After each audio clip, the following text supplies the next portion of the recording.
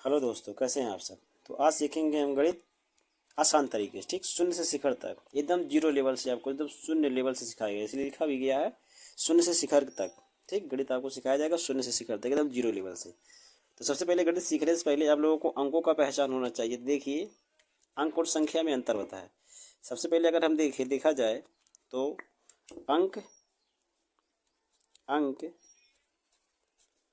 अंक क्या होता है और संख्या क्या होती है। ठीक, संख्या, देखिए, अंकों से मिलकर संख्या बनती है। किससे? अंकों से मिलकर संख्या बनती है। अंक क्या होते हैं? देखिए, अंक होता है हमारा अंक 0, 1, 2, 3, 4, 5, 6, 7, 8, 9। ये 9 तक क्या है? अंक है सब। तो टोटल क्या अंक है? टोटल टोटल क्या अंक है? टोटल 10 अंक है। टोटल कितने अंक है? 10 अंक है। ठीक, टोटल कितने अंक है? 10 अंक है। जीरो के लेकर टोटल 10 अंक है। ठीक, अब अंकों से मिलकर क्या बनती है संख्या? जैसे 1 और 0 को कर दिया जाए 10 हो जाएगा, 2 3 को कर दिया जाए 23 हो जाएगा। ठीक, इसी तरीके से अंकों से मिलकर क्या बनती है? संख्या बनती है। क्या बनती है? संख्या। तो अंक और संख्या के बारे में हो गया। ठीक, संख्या में अंतर। ठीक, तो अंक 10 होते हैं टोटल, और संख्या दो दो अंकों से मिलकर क्या बनती है? संख्या बनती है। किन्हीं दो अंकों से मिलकर क्या बनती है? संख्या बनती है। ठीक, किन्हीं दो अंकों से मिलकर संख्या का निर्माण होता है। तो हो गया ही। अब देखिए, गणित सीखने से पहले आप लोगों को अंकों का पहचान होना चाहिए, संख्याओं की पहचान होनी चाहिए। देखिए, सबसे पहले आप लोगों को 1 से लेकर 100 तक के काउंटिंग आना चाहिए एकदम परफेक्ट।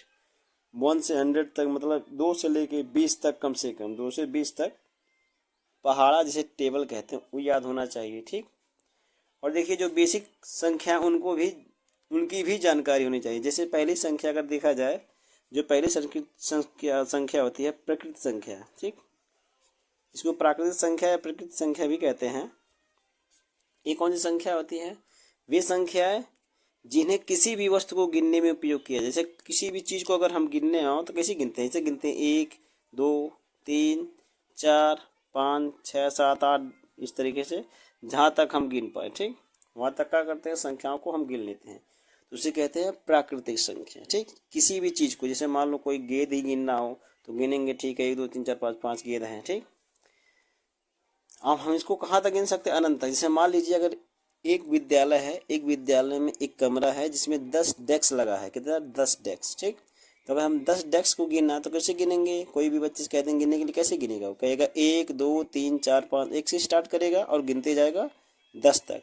लेकिन कोई ज़रूरी नहीं है उस विद्यालय में एक ही कमरे हों, और भी कमरे हो सकते हैं, उस कमरों में और भी डेस्क हो सकते हैं। ठीक, तो क्या करेगा? 10 के बाद फिर आगे जाके गिनेगा। तो ऐसा ऐसा और दुनिया में बहुत सारे डेस्क होंगे। ठीक, इसलिए अगर हम गिनना, किसी भी चीज़ को गिनना हो तो गिनना तो 1 से शुरू करते हैं, लेकिन कहाँ तक गिन सकते? अनंत तक। जितना हमें ज़रूरत उतना गिन सकते, एकदम अनंत तक। ठीक, इसलिए इससे भी अगर एक सवाल बनता है तो बनता है कि सबसे छोटी प्राकृतिक संख्या क्या है? 1। और सबसे बड़ी कोई नहीं बता सकता सबसे बड़ी कौन है, क्योंकि एक के बाद एक के बाद बढ़ती ही जा रही है।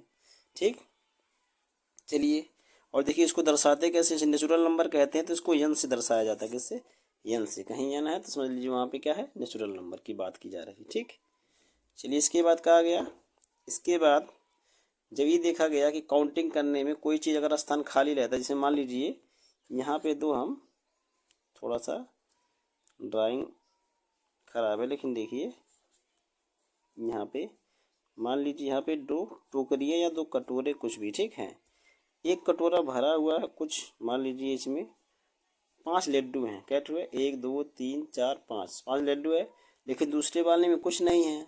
कुछ नहीं यानी कि एकदम खाली है। तो खाली का किया गया, तो खाली के लिए कोई भी अंक नहीं था। ठीक, अभी तक कोई भी अंक नहीं था। जब शून्य की खोज कर दी गई, शून्य की खोज, किसकी खोज? शून्य की जब खोज हो गई तो शून्य को क्या किया गया? इस खाली के स्थान के जगह पे, कहाँ पे? इस खाली स्थान के जगह पे किसका इस्तेमाल किया जाने लगा? शून्य का। ठीक, कहीं भी खाली चीज़ें आएंगी या तो वहाँ पे कौन सा चीज़, कौन सा अंक आएगा? शून्य। तो क्या किया गया? इसी प्राकृतिक संख्या में शून्य को शामिल कर दिया गया। शून्य को शामिल करते ही संख्या कहाँ से बनने लगी? 0 1 2 3 4 5 dot dot dot dot dot, जहाँ तक गिन पाए वो संख्या क्या हो गई? अब संख्या जो अधूरी लग रही थी पूरी हो गई, इसलिए इसका नाम पड़ गया पूर्ण संख्या। क्या पड़ गया? पूर्ण संख्या, इसका नाम क्या पड़ गया? पूर्ण संख्या। ठीक, जिसको अंग्रेजी में कहा जाता है होल नंबर। ठीक, होल नंबर कहा जाता है और इसको हम W से प्रदर्शित करते हैं। किससे प्रदर्शित करते हैं? W से।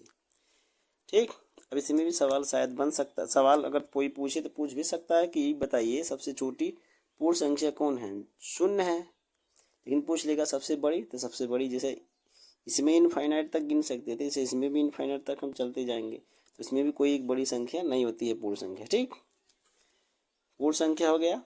अब चलिए, अब क्या देखा गया? 0 1 2 3 4 5 इस तरीके डॉट डॉट डॉट डॉट कहाँ तक?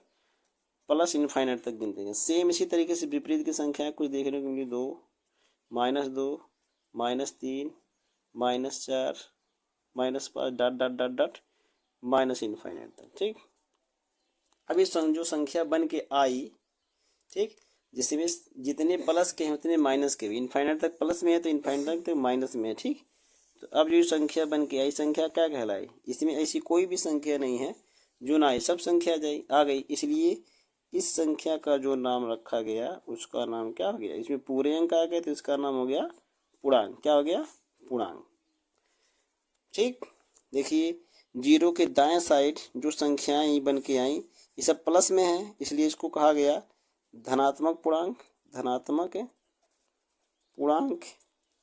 ठीक, 0 के बाएं साइड संख्याएं जो आई सब माइनस में थी, इसलिए उसको कहा गया ऋणात्मक पूर्णांक। ऋणात्मक पूर्णांक, ऋणात्मक पूर्णांक। ठीक, शून्य क्या हो गया सर? तो शून्य भी एक आपका पूर्णांक है। ठीक, आगे माइनस इनफाइनाइट से 0 प्लस इनफाइनाइट तक जो बीच में 0 है, 0 भी क्या है? ये भी एक पूर्णांक संख्या है, ना ही धनात्मक है ना ऋणात्मक, लेकिन एक पूर्णांक संख्या है। ठीक, अब पूर्णांक संख्या को किससे दर्शाया जाता है? या तो I से दर्शाया जाता है कहीं कहीं, या तो Z से दर्शाया जाता है। ठीक, धनात्मक रहेगा तो उसको I प्लस या Z प्लस से दर्शाएंगे, ऋणात्मक रहेगा तो I माइनस या Z माइनस, I माइनस या Z माइनस। ठीक, संख्या हो गई। इसके बाद हमारा ये तो हो गया। अब देखिए, जैसे मान लीजिए आपके पापा गए मार्केट। कहाँ गए? मार्केट। और वहाँ से लाए क्या? एक लेके आ गए। देखिए इस तरीके से, ये थोड़ा सा ड्राइंग ठीक नहीं है, लेकिन देखिए बनाने की कोशिश भरपूर है कि जो बन के आया कहा गया एक सेब। तो मार्केट से लाए एक सेब। आप लोग हैं 2 भाई, अब दोनों भाइयों को दिया कैसे जाए? तो उन्होंने क्या किया, दोनों लोग बांट लो। तो क्या करेगा, क्या किया जाएगा? इसको आधा आधा काट दिया जाएगा। आधा हिस्सा आधा हिस्सा, मतलब एक सेब के 2 टुकड़े कर दिए, 1/2 और 1/2, 2 टुकड़े इसके दिए गए। ठीक, अब बताइए, इससे पहले आप लोग कहीं देखे प्राकृतिक संख्या, पूर्ण संख्या, पूर्णांक, इसमें कहीं देखे कि कभी इस तरीके की संख्या आई? इस तरीके की संख्या अभी तक नहीं मिली थी। अभी जो संख्या आई, इस संख्या को बोला गया परिमेय संख्या। कौन सी संख्या? परिमेय संख्या। परिमेय संख्या, परिमेय संख्या। अब परिमेय संख्या इसको अंग्रेजी में कहा जाता है रेशनल नंबर। रेशनल नंबर, देखिए रेशनल नंबर होने के लिए कुछ कंडीशन होते हैं। पहले तो ये बटे के रूप में होना चाहिए। ठीक, दूसरा कंडीशन इसका है जो इसका पी व क्यू, मतलब कहने का मतलब जो अंश और हर हो वो क्या हो? पहला पी बटे क्यू के रूप में, यानी कि भिन्न का रूप हो। दूसरा पी व क्यू क्या हो? दोनों पूर्णांक हो। क्या हो? पूर्णांक हो। ठीक, तीसरा नंबर जो इसका हर हो कभी भी 0 के बराबर ना हो, तब जो ऐसी संख्या होती हैं क्या कहलाती है? कौन सी संख्या? परिमेय संख्या। ठीक है, जैसे फॉर एग्जाम्पल्स के रूप में देखिए, जैसे अब इसी में देखिए 1/2, क्या 1/2 परिमेय संख्या है? तो चलिए चेक करते हैं। पी बटे क्यू के जैसा लिखा है? हाँ लिखा है। 1 और 2 क्या पूर्णांक है? हाँ, 1 भी पूर्णांक होता है, 2 भी पूर्णांक होता है, ये भी ओके है। हाँ, इसका 0 है, हर 0 नहीं है, ये ओके है, इसलिए क्या हो जाएगा? इसलिए 1/2 संख्या जो होगी वो क्या होगी? परिमेय संख्या होगी। ठीक, इसी तरीके से -3/5 कर दें। ठीक, अब -3/5, अब ये बताइए परिमेय है कि नहीं? देखिए ये भी पहला नंबर बटे में है, -3 और बटे में जो 5 है दोनों क्या पूर्णांक है? हाँ, -3 भी पूर्णांक है और 5 भी पूर्णांक है। ठीक, इसका हर 0 है नहीं है। ठीक, इसलिए ए बी का हो जाएगा एक परिमेय संख्या हो जाएगी। काहे कि इसमें कहीं नहीं लिखा है कंडीशन में कि जो पी और क्यू हो, इसमें लिखा है केवल पूर्णांक हो, ही नहीं लिखा है कि धनात्मक पूर्णांक की ऋणात्मक पूर्णांक। ठीक, पूर्णांक होने चाहिए, चाहे धनात्मक रहे चाहे ऋणात्मक रहे, तो ये भी संख्या का कहलाएगी एक परिमेय संख्या होगी। ठीक, हो गया। इसी तरीके से 2 देख लीजिए, 2 क्या परिमेय है? कोई कहेगा सर जी तो बटे में, ये नहीं है। देखिए, कोई भी संख्या हो, एनी वन, कोई भी संख्या हो, उसके घात पे, उसके गुणे में और उसके बटे में हमेशा एक रहता ही रहता है। ठीक, तो अब देखिए इसके बटे में क्या एक है? एक है। कोई भी संख्या हो, एनी वन, दुनिया मतलब कोई भी संख्या हो, अंक हो, उसके नीचे हमेशा एक रहता ही रहता है। ठीक, तो यहाँ से देखा जाए तो 2/1, 2/1 बटे के रूप में हो गया। दोनों पूर्णांक हैं, हाँ है। क्या हर 0 है? हर 0 नहीं है, इसलिए भी का हो गया 2 भी एक परिमेय संख्या हो गई। ठीक, अब चलिए शून्य। अब शून्य को बताइए क्या परिमेय संख्या है? बहुत बच्चे इसमें कंफ्यूज हो जाएंगे, सर शून्य कैसे होगा परिमेय संख्या? देखिए, पहले ही हम बताए हैं कि कोई भी संख्या रहे, उसके बटे में, उसके गुणे में, उसके घात के रूप में एक रहता है, तो उसके बटे में भी हम एक रख सकते हैं। ठीक, बटे में आते ही पहला नंबर p/q के जैसा दिख रहा है। हाँ, दिख रहा है।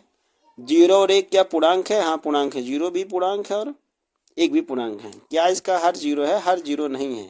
ठीक, अंश 0 है, अंश से मतलब नहीं, हर 0 होना चाहिए, तो हर 0 नहीं है, इसलिए भी संख्या 0 भी क्या हो जाएगी? एक परिमेय संख्या कहलाएगी। क्या कहलाएगी? एक परिमेय संख्या। ठीक, परिमेय संख्या को हम q से दर्शाते हैं। किससे दर्शाते हैं? q से।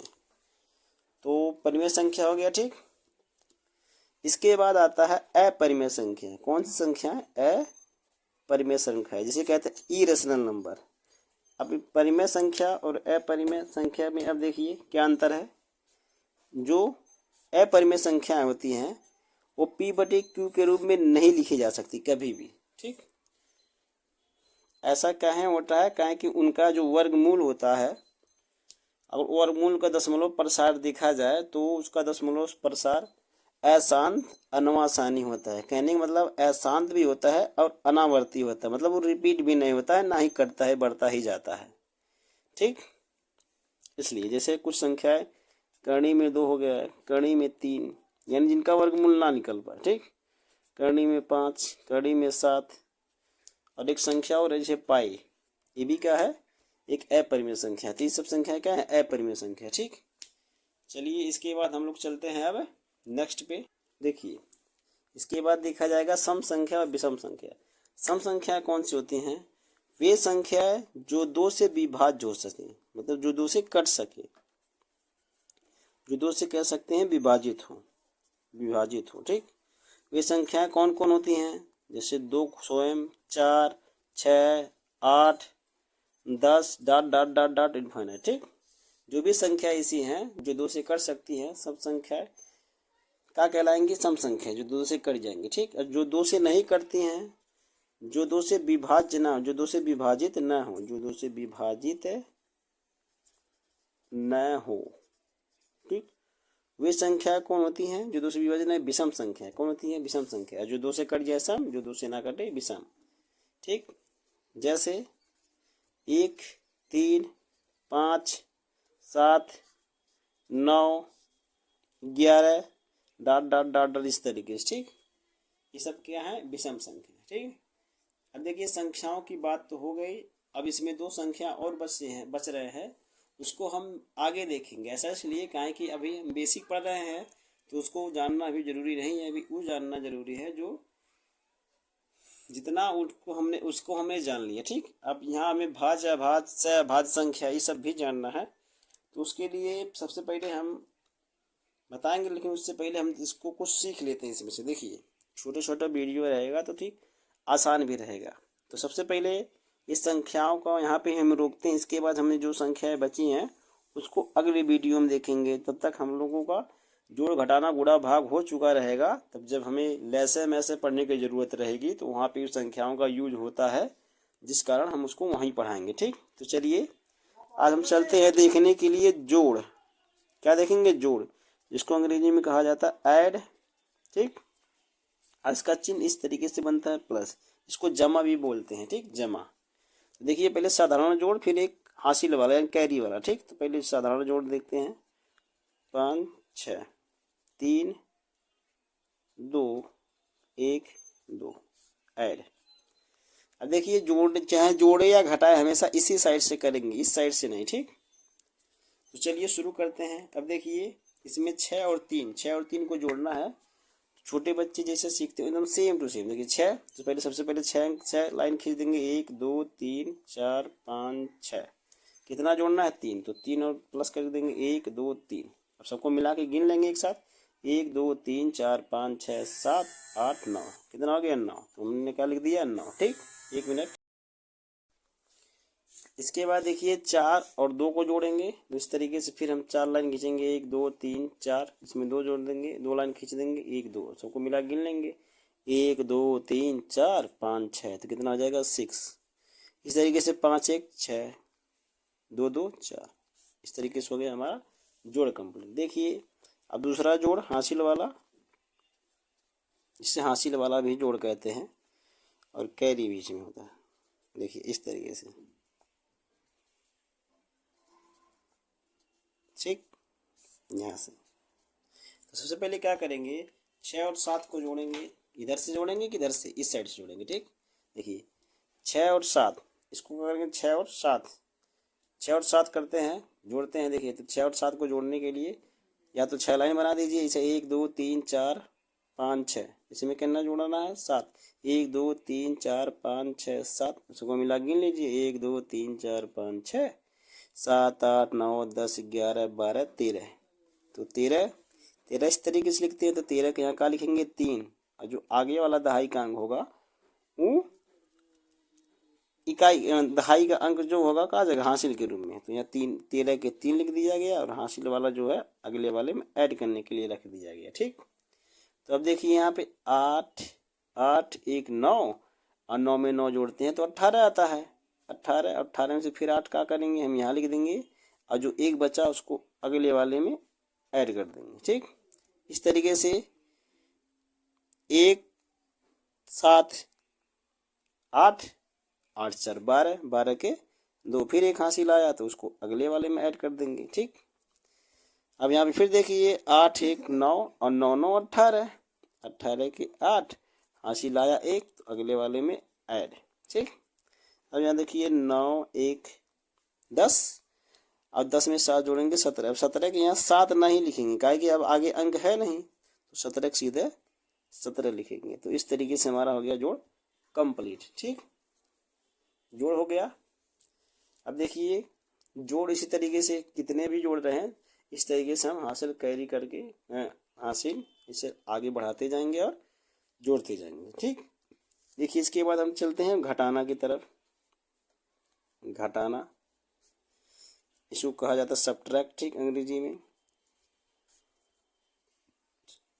सब्ट्रैक्शन। देखिए इसका चिन्ह क्या होता है, इस तरीके से।